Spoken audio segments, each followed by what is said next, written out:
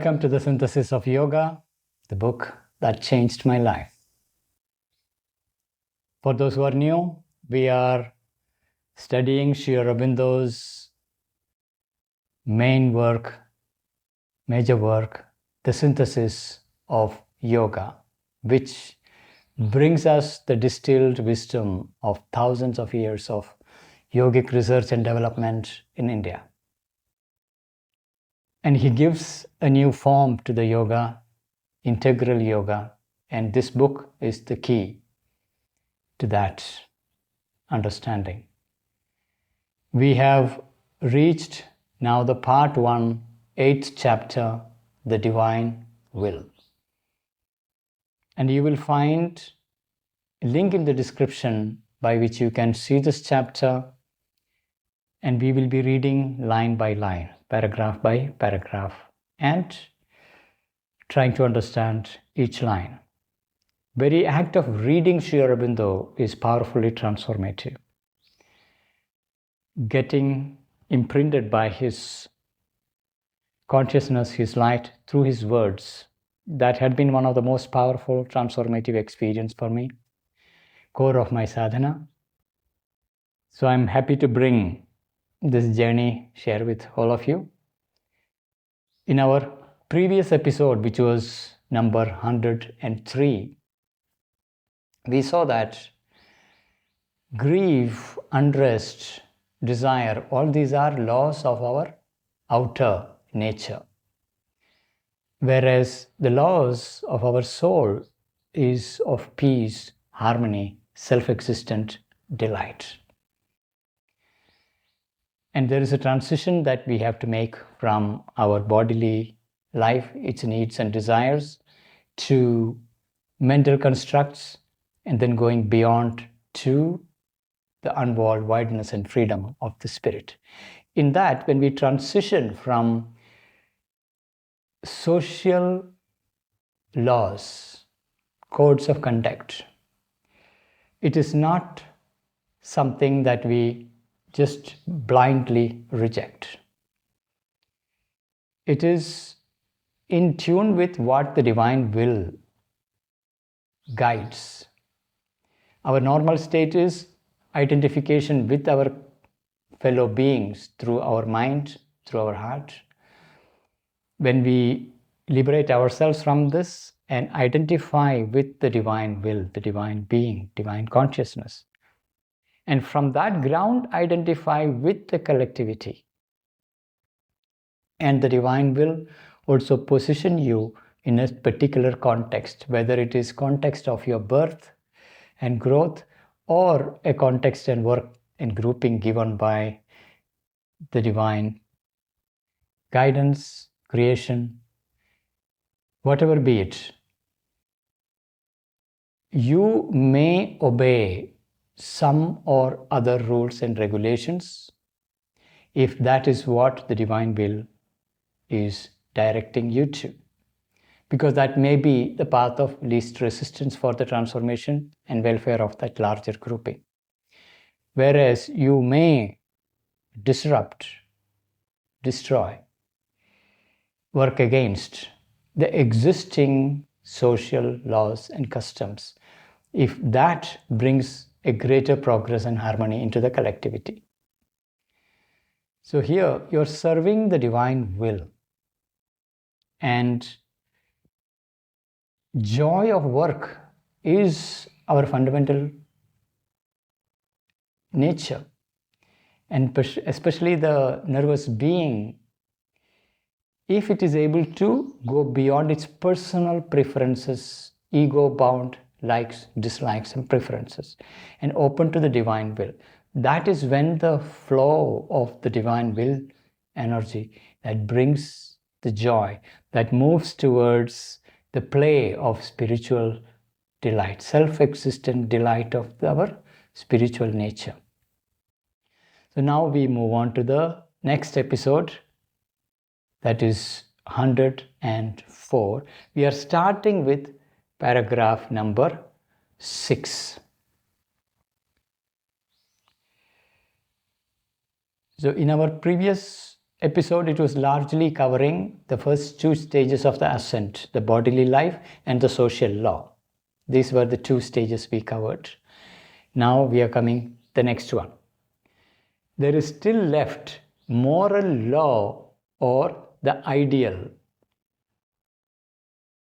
So moral law and the ideal come into picture as the mental development picks up. We have seen that in our earlier episodes and previous chapter. So that's a continuation from that. There is still left the moral law or the ideal, and these, even to many who think themselves free, appear forever sacred and intangible. So many of our social customs, laws, rituals, rules, many are intangible, unwritten, and many would follow. When I say many, here we are referring to those who take up path of karma yoga and may consider themselves beyond all these rules, regulations, but you may still find yourself quietly, unknowingly following, because somewhere deep within we consider these laws, moral constructs to be something sacred, even if it is intangible, to be upheld. So there is still left the moral law and the ideal, and these, even to many who think themselves free, appear forever sacred and intangible. Particularly in India, various customs related to the temples, festivals, and whole deity-centered, the divinity-centered protocols that had been established in the society.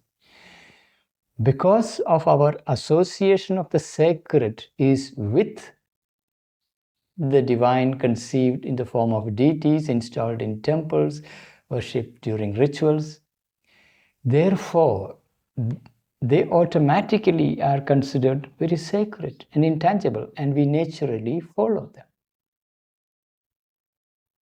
But the sadhaka, his gaze turned always to the heights.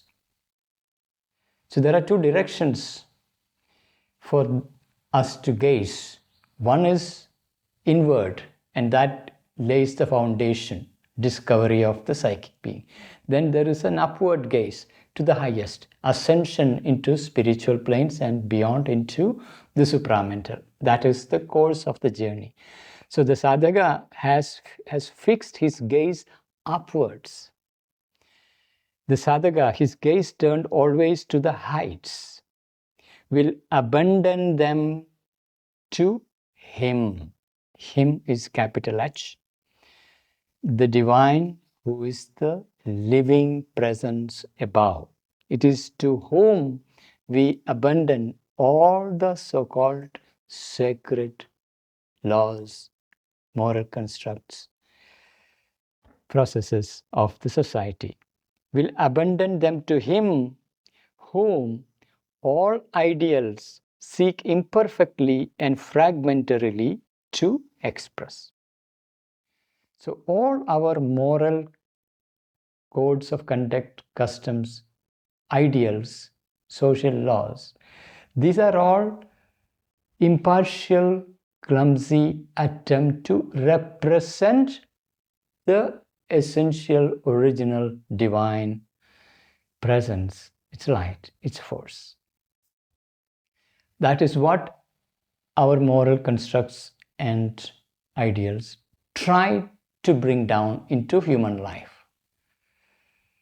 But having turned your eyes towards the light above, we abandoned these constructs that we receive from the society. Will abandon them to him, whom all ideals seek imperfectly and fragmentarily to express.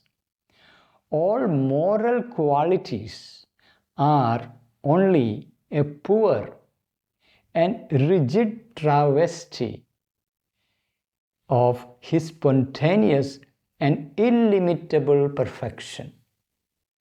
So our normal moral ideas are attempt to bring certain quality,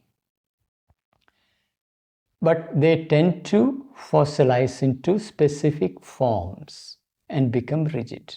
Whereas the true divine law and existence is illimitable, spontaneous perfection.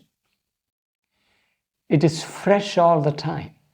It is never cast into a fixed mold, a form to be repeated.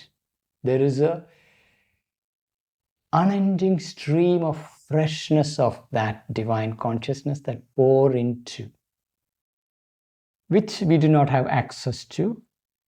And those who have had some glimpse of it comes up with moral principles, codes of conduct, ideals, mental constructs, and this gets established in the society. But they are imperfect representation. When we have a direct gaze, then these imperfect representations will not be of much value. We can abandon them. But the sadhaka, his gaze turned always to the heights, will abandon them to him, whom all ideals seek imperfectly and fragmentarily to express. All moral qualities are only a poor and rigid travesty of his spontaneous and illimitable perfection. This is the hardest part, spontaneous and illimitable perfection. Our human mind and vital cannot handle that. They freeze things into molds of socially accepted forms. The bondage to sin and evil. Sin and evil is one of the frameworks society utilizes to define morality ideals. The bondage to sin and evil passes away from the passing of nervous desire. Passes away from the passing of nervous desire. Desire is the affliction of our nervous being, and from there enters into the whole vital being. And that, when it passes away, because desire has its temptations, and we have socially constructed norms where this temptation is evil. This has to be avoided. The devil's trap. So we have many social such constructs, but when the desire passes away, the bondage to sin and evil passes away with the passing of nervous desire. For it belongs to the quality of vital passion, impulsion, or drive of propensity in us, rajo guna, and is extinguished with the transformation of that mode of nature. Mode of nature. There are three modes of nature: sattva, rajas, tamas, of which our vital being is predominantly rajasic in nature. A nervous being with its craving and desire is full of that rajasic desires. When the desire is eliminated, when it passes away, when the nervous system calms down, becomes quiet, then that rajasic guna, rajo guna, also passes away. The propensity of the rajo guna that drives us get washed away and get extinguished with the transformation of that mode of nature. The Rajoguna get transformed. Many Indian spiritual traditions that seeks liberation, they are not looking at transforming Rajoguna, but transcending, going beyond it, leaving it behind. Whereas in integral yoga, we are looking at Rajoguna itself to be transformed so that that dynamic energy become our steady supply of force, kinetic energy that is calm, steady, and put to its creative purpose. The bondage to sin and evil passes away from the passing of nervous desire, for it belongs to the quality of vital passion. Vital passion, our vital nature has its passion, enthusiasm, and its impulsion or drive of propensity in us. The vital energy drives like electric motor, our motor drive. It is driving in a rajasic way. And when this is extinguished with the transformation of that mode of nature.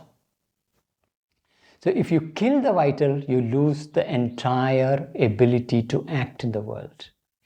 When you transform it, you have the powerful instrument for action in the world. And the divine will utilizes this wild horse, tames it, transforms it. Black horse become the white one, obedient instrument. That mode of nature obeys the divine will. But neither must the aspirant remain subject to the gilded or golden chain of a conventional or habitual or a mentally ordered or even a high or clear sattvic virtue. So our mind is of the nature of sattva, and sattvic mind comes up with beautiful philosophies and creates its philosophical constructs, a sattvic ego and its sattvic constructs.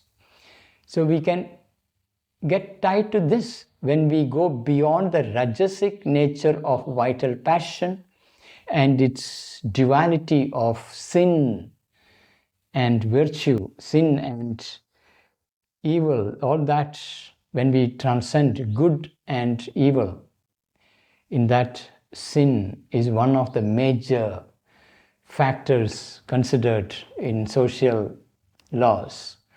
So when we transcend that, we enter the mental domain. And there the mental virtues, the sattvic virtues that is born out of philosophical nature, we get bound by that. But neither must the aspirant remain subject to the gilded or golden chain. So this sattvic virtue of being a sattvic man, of the seeker who is very sattvic, always peaceful, there is no trace of anger, very sweet, but you may be bound by its own sattvic nature, which looks gilded or golden chain because it shines. It's very golden in its nature, in its white purity, we may also say. A conventional or a habitual or a mentally ordered or even a high or clear sattvic virtue. So we cling to sattvic virtues, becoming pure vegetarian. And many of these things become very prison in which you start living, in its sattvic virtue. That will be replaced by something profounder and more essential than the minor inadequate thing that man called virtue.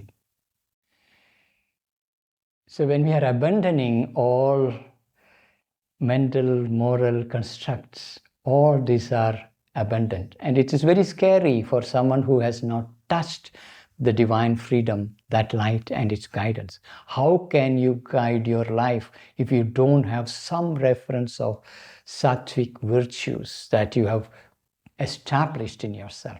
Though it has a place in the journey, you establish that with your will, but there is time comes when you transcend the mind. These virtues of the mental nature are to be abundant.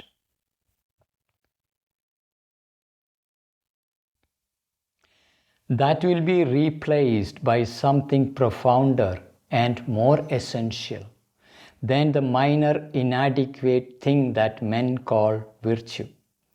The virtue that we hold on to are something minor and inadequate because it is a mental construct based on a limited knowledge.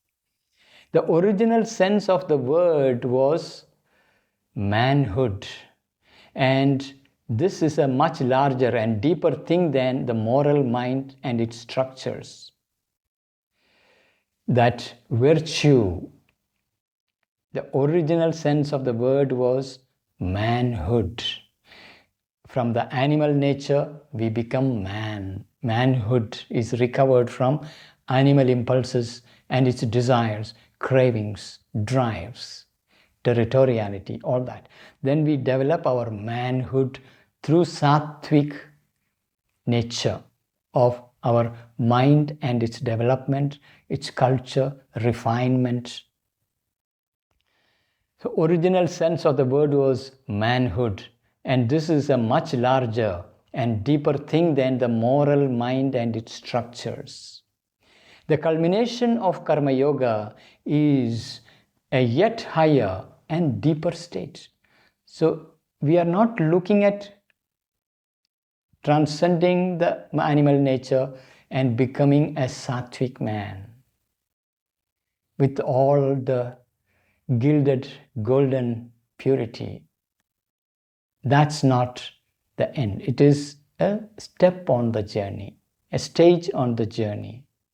The culmination of Karma Yoga is a yet higher and deeper state that may perhaps be called soulhood. So from animalhood, we come to manhood. From manhood to soulhood, where we are abandoning mental notions of what is right, what is wrong. For the soul is greater than the man.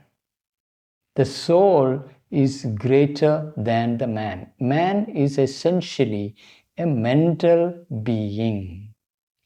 The soul is greater than the man. A free soulhood, spontaneously welling out in works of a supreme truth and love, will replace human virtue.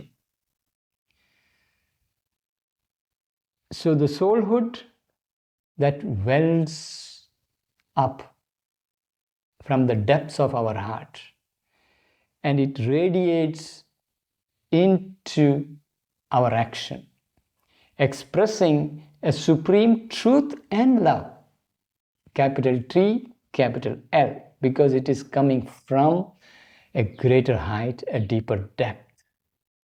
It is not a representation of truth, but the light and force itself.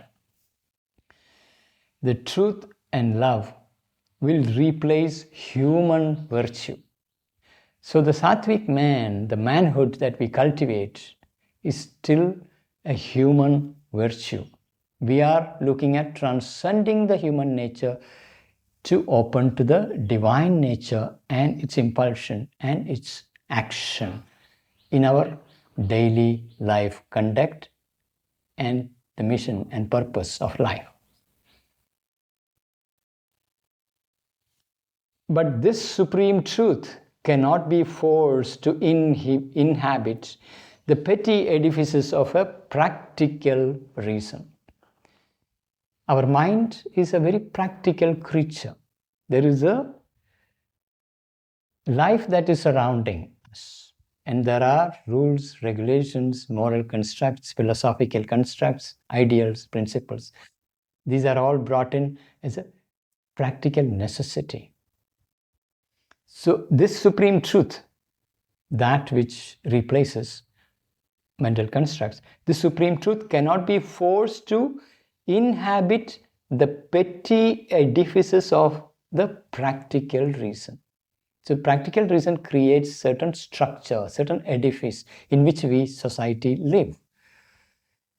This greater truth that we are trying to bring down cannot be forced into this edifice, or even confined in a more dignified constructions of the larger ideative reason.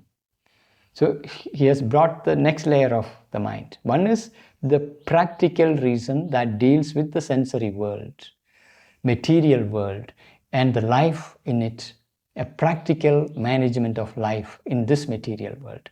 Then there is the larger ideative reason, where mind can withdraw from the bondage of the senses, bondage of this material world, and enter the world of pure ideas. That is where the ideative reason is.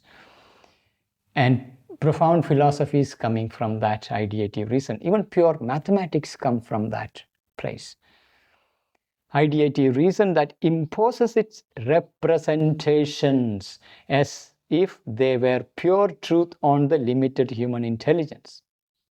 So this ideative reason receives its light, but what it creates is not the truth in itself, but representation of truth.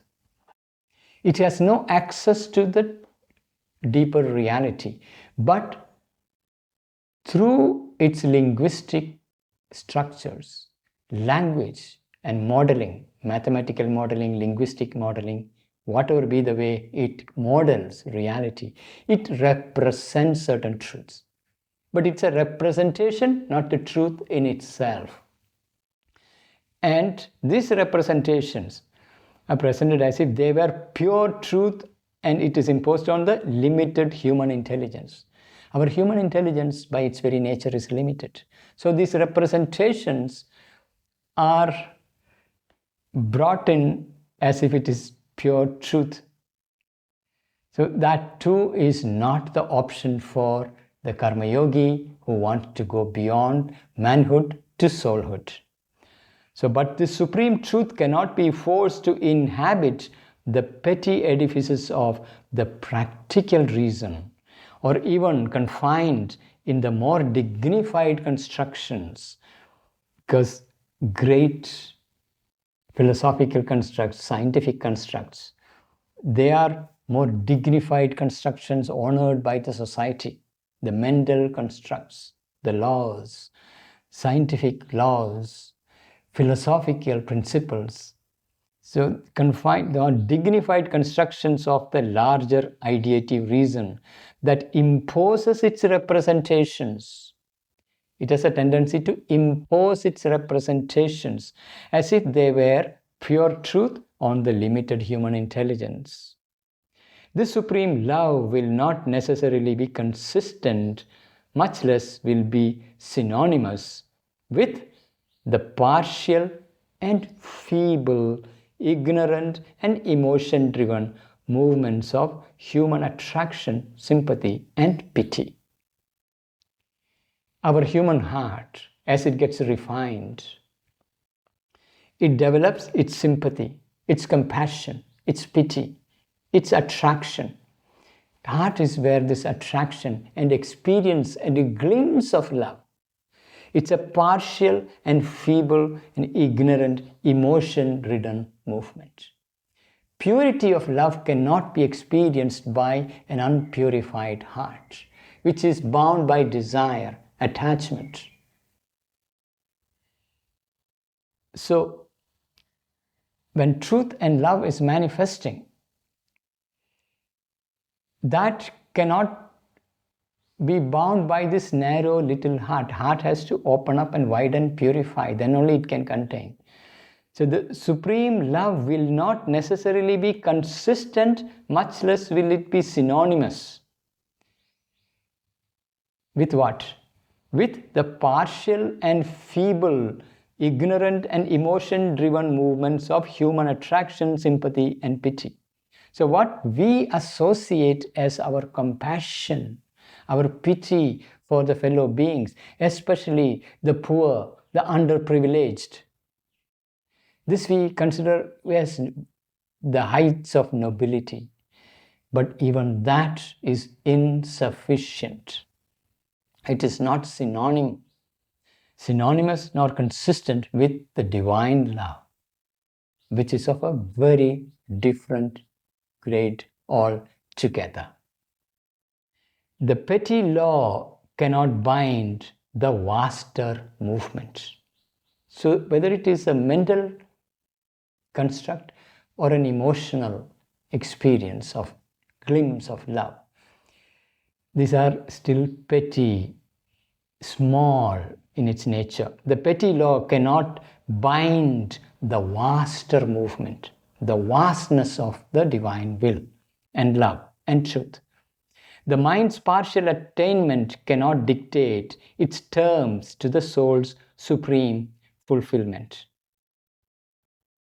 So mind can have a partial attainment, but it cannot dictate its terms to the soul's supreme fulfillment.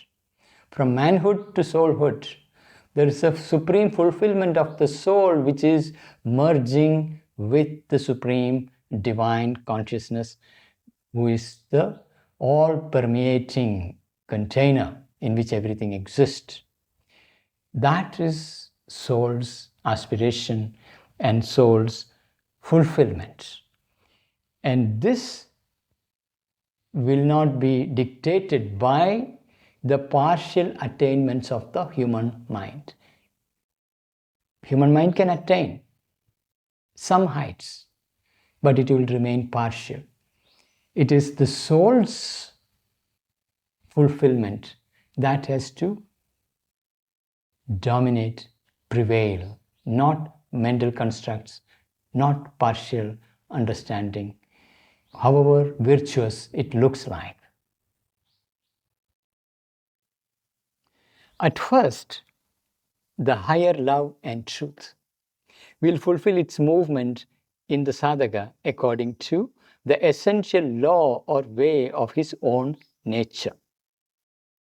So every individual has their own inner nature, swabhava.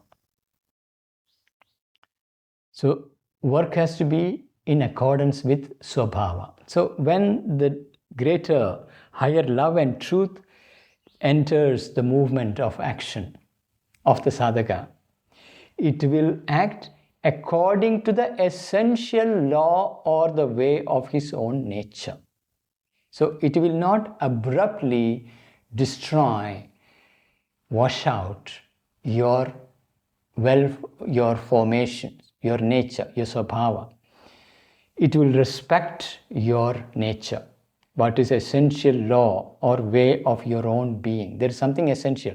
This is not to be confused for the outer nature and its habits, but your soul nature and its swabhava.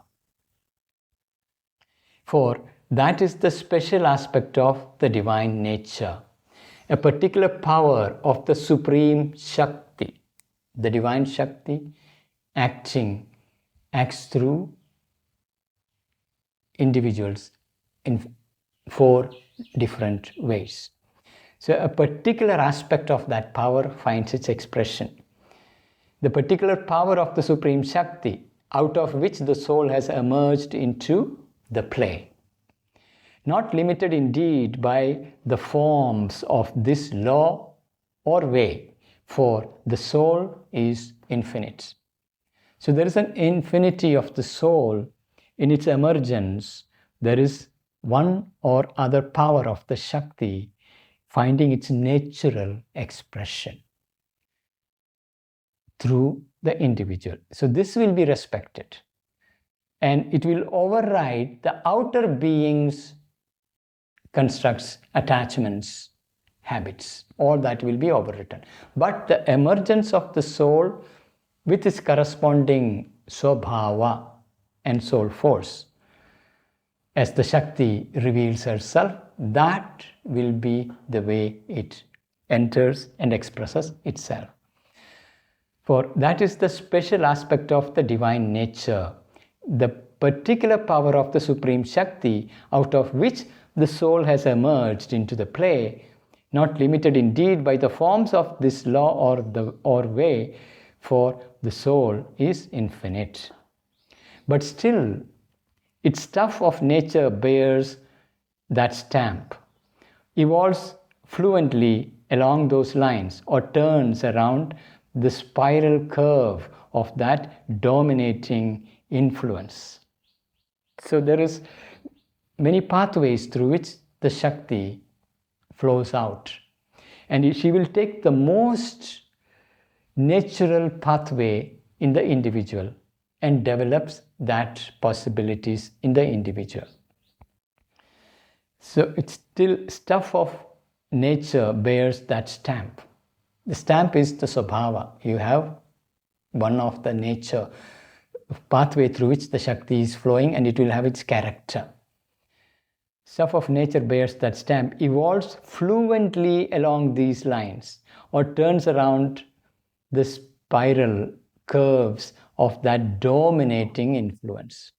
It will be a dominant influence, the pathway the Shakti takes according to your nature.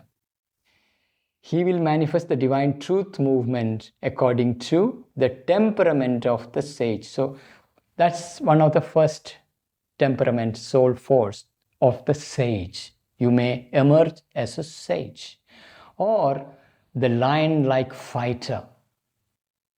That is the strength type. Sage is the wisdom type. The fighter is the strength type. The faculty is the will, is the native Swabhava. For sage has the wisdom, knowledge as the natural Swabhava. Or the lover and enjoyer, the harmony type, who is naturally good at harmonizing complexity and enjoying the delight of being. So that's the third type, the harmony type, the enjoyer, or the worker and servant, the perfection type. These are four fundamental soul forces: sage, fighter, enjoyer, servant, or wisdom, strength, harmony, perfection. So these are the four expressions of the Shakti, and we can see it embodied in the construction of Matrimandir in Auroville, where there is the light descending from above, entering the inner chamber, the crystal, the soul receiving it, and the Matrimandir is held together by four pillars. These four pillars are named Maheshwari, Mahakali, Mahalakshmi, Mahasaraswati, representing wisdom, strength, harmony, perfection. In human expression, it would reveal as the sage, the warrior, the enjoyer, the servant. So these are the Swabhava types, the soul types. So when the greater truth and love enters the human mold and expresses itself through the human individual, it will naturally flow through one of these channels and utilizes it to lift up the individual. So he will manifest the divine truth movement according to the temperament of the sage, or the lion-like fighter, or the lover and enjoyer, or the worker and servant, or in any combination of essential attributes. That's the next. Our mental, vital, physical nature are having three gunas: sattvic, rajasic, and tamasic. And so even when the soul force has to express itself, it has to flow out through the instrumental nature. They have the three gunas. So there is the combination of these three gunas come into picture. That may constitute the form given to his being by its own inner urge. So the soul's emergence and its urge to become, to express and manifest the potentiality will find its expression through these four pathways of wisdom, strength, harmony, perfection, or the sage, warrior, harmony, servant. and the three gunas of the instrumental nature. So that's how it will flow out. He will manifest the divine truth movement according to the temperament of the sage, or the lion-like fighter, or the lover and the enjoyer, or the worker and servant, or in any combination of essential attributes, gunas, that may constitute the form given to his being by its own inner urge. There is a form given to you. Here, this is not the physical material form, but your inner form, the form of the sage, the kshatriya, the lover, the servant.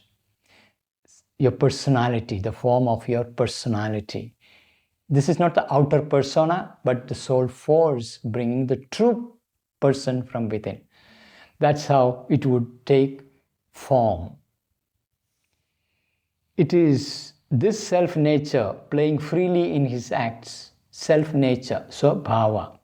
It is this self-nature playing freely in his acts which men will see in him, and not a conduct cut, chalked out, artificially regulated by any lesser rule or by any law from outside. So this inner law is what you would obey, not anything artificially imposed from outside, but the law of your soul, your natural soul force and its fourfold expression and three gunas and their combination. That's how it would find its expression radiating through you. So it is this self-nature playing freely in his acts. So our actions will be a free radiance of these. Self-nature playing freely in his acts, which men will see in him, and not a conduct cut, chalked out, artificially regulated. That's the nature of the mind, to regulate artificially, to cut, chalk out. So not a conduct cut, chalked out, artificially regulated by any lesser rule or by any law from outside. You become someone who is driven from within, carrying the very light and force of your soul pouring out through any of these pathways modified by the three gunas. And the very form it takes will be accordingly. But there is a yet higher attainment. There is an infinity, anantya, in which even his last limitation is exceeded, because the nature is utterly fulfilled and its boundaries vanish. So we may still act in the individual human mold, but there are ranges where our limitations begin to vanish, universalization begins. The individual mold opens wider and wider. So there is a yet higher attainment. First is the individual mold, personality, true person getting emerging, the soul emerging with its pathways, gunas, and having the soul personality emerging. Beyond that, there is yet a higher attainment. There is an infinity in which even this last limitation is exceeded, because the nature is utterly fulfilled and its boundaries vanish. There is a dissolution of the boundaries. The soul lives without any boundaries. We have our physical boundary of the body, our vital boundary of energetic nature, our mental boundaries. All these boundaries and soul personality begins to open up to still greater possibilities. For it uses all forms and molds according to the divine will in it.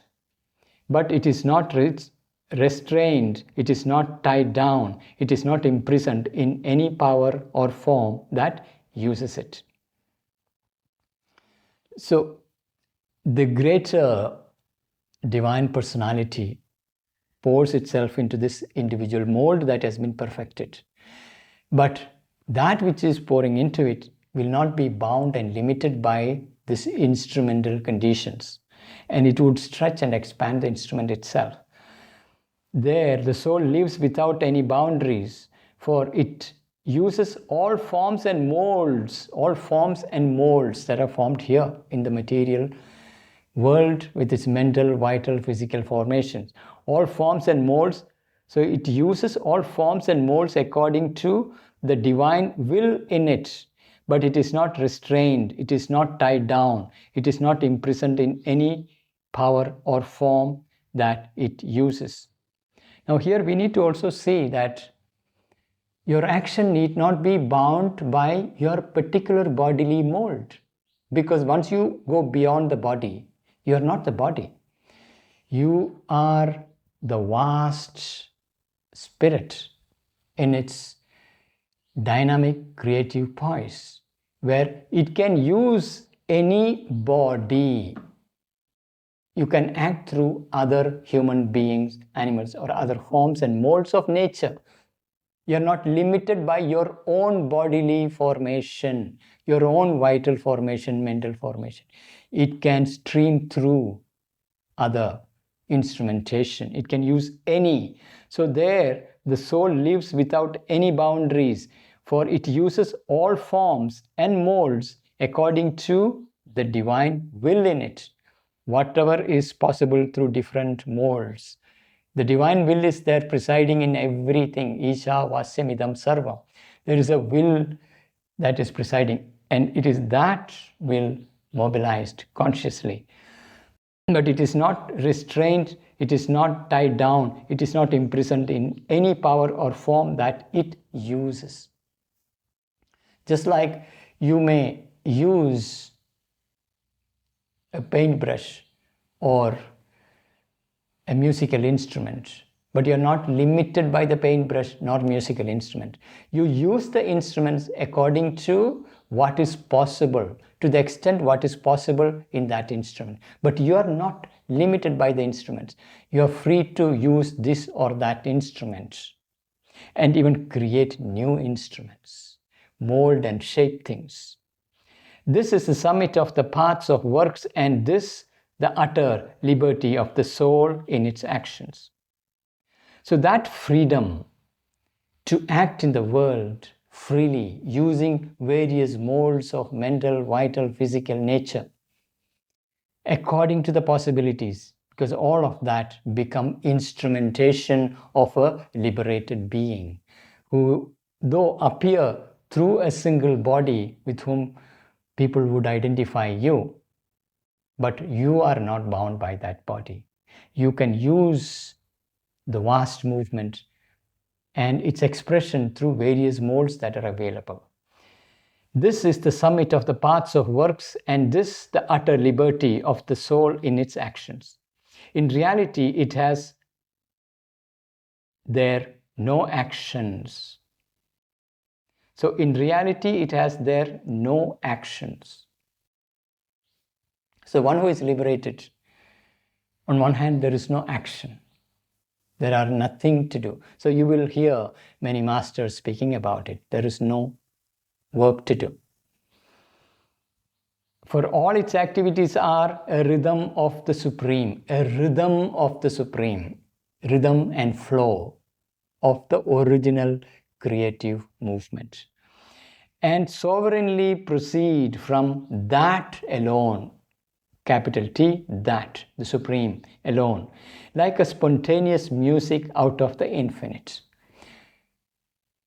Music, rhythm, these are the higher realities. The creative movement with its cosmic music and rhythm, manifesting in its vast creative embrace. And you as an instrument, liberating from the bodily, mental, vital molds, identify with that vaster movement. The individual has nothing to do. It is that which acts through the individual, its vast currents, rhythms, melodies, music. bring down into the human world as a vessel well prepared, ready, completely surrendered. A total surrender, then, of all our actions to the supreme and universal will, an unconditioned and standardless surrender of all works to the government of something eternal within us, which will replace the ordinary working of the ego nature, is the way and end of karma yoga.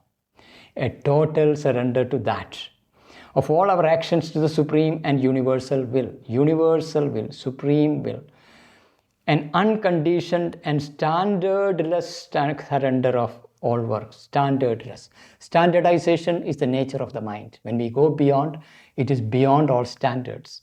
Unconditioned and standardless surrender of all works to the government of something eternal within us, which will replace the ordinary working of the ego nature.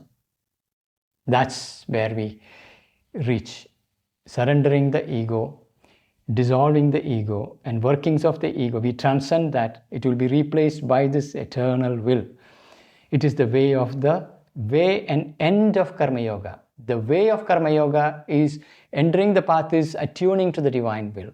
End of karma yoga is becoming one with the divine will in its supreme cosmic action. But what is this supreme will, and how can it be recognized by our deluded instruments and our blind, prisoned intelligence? That's the question. Recognizing, how do we know this supreme divine will, distinct from our human individual will? So that's the question we have for the next episode. That will be 105. So here we have our journey into the identification with the divine will and pouring out in the world through that, and using all the molds and expressions in absolute liberty, freedom. Let's move on to the next one in the next episode. Looking forward to hear your feedback, suggestions for improvement. Thank you and see you.